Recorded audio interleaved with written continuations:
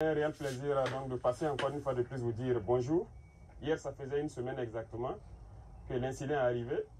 Je vais passer voir là où la roquette est tombée. Mais sachez une chose, c'est ceux qui sont là pour vous protéger en fait, qui ont malheureusement fait l'incident.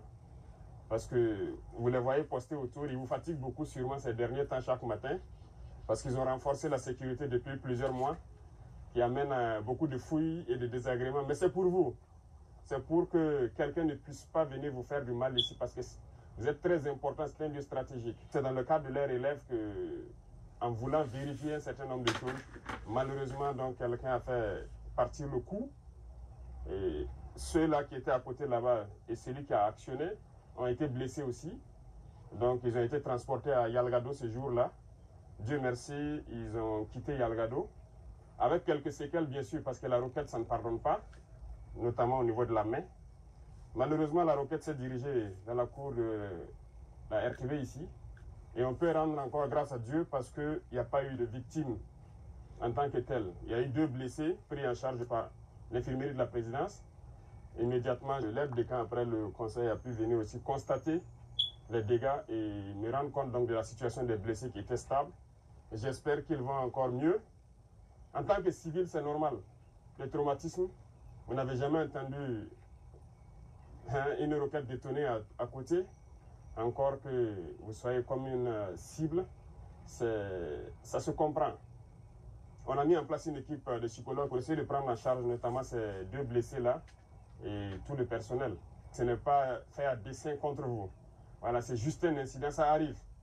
Dans le maniement des larmes, ça arrive toujours. Voilà pourquoi ce qu'on appelle dans l'ISTC chez nous, il y a des règles. Voilà. Malheureusement, des incidents peuvent arriver, ça arrive toujours. Et souvent même, c'est malheureux. Donc là, on peut rendre grâce à Dieu qu'il n'y a pas eu vraiment de mort. Et tous les blessés sont en train de recouvrir la santé. On dit Dieu merci. Personne ne veut se faire surprendre. Donc quand une relève arrive là, chacun veut vérifier que ces instruments de travail là marchent très bien. C'est normal, c'est logique. Voilà. Mais nous sommes en ville et ces incidents ne doivent pas arriver en ville. Donc, ne soyez pas plus apeurés que ça. Et j'espère que la tension est en train de baisser. On a duré avant de venir vous voir parce que, avec juste raison, on pourrait vous expliquer le pourquoi. Sinon, dès le lendemain, on pourrait venir vous voir.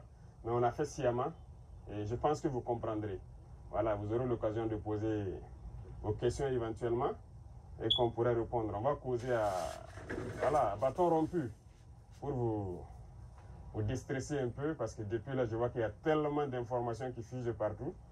Et vous-même, vous posez des questions aussi. Excellence, bonjour, ça allait bien. Je vous en prie. Justement, par rapport à l'incident qui s'est déroulé mercredi, donc il n'en fallait pas plus pour alimenter les réseaux sociaux et même certains médias qui parlent de mutinerie des hommes et de votre probable fuite vers une destination inconnue. Que s'est passé exactement? Peut-être qu'ils allaient dire même que le directeur de la télé a été enlevé aussi. Bon, il n'en est rien. Hein. Voilà. Et souvent, on a l'habitude de dire un certain nombre de termes, les gens disent de ne pas le dire. Mais la réalité est là, en fait. Voilà, il y a des apatrides, il y a des ennemis de la nation. Et il y a un discours de Sankara que je vois que vous avez fait passer la dernière fois que je suivais. C'est d'actualité, c'est comme si nous sommes aujourd'hui et qu'il est en train de parler, en fait. Voilà, c'est ça la réalité. Il n'en est absolument rien. Nous sommes là et chacun devrait faire attention ce jour-là. L'incident s'est passé pendant qu'on était en conseil. Et si les gens avaient fui, est-ce qu'après le conseil, il y aurait eu un point de presse?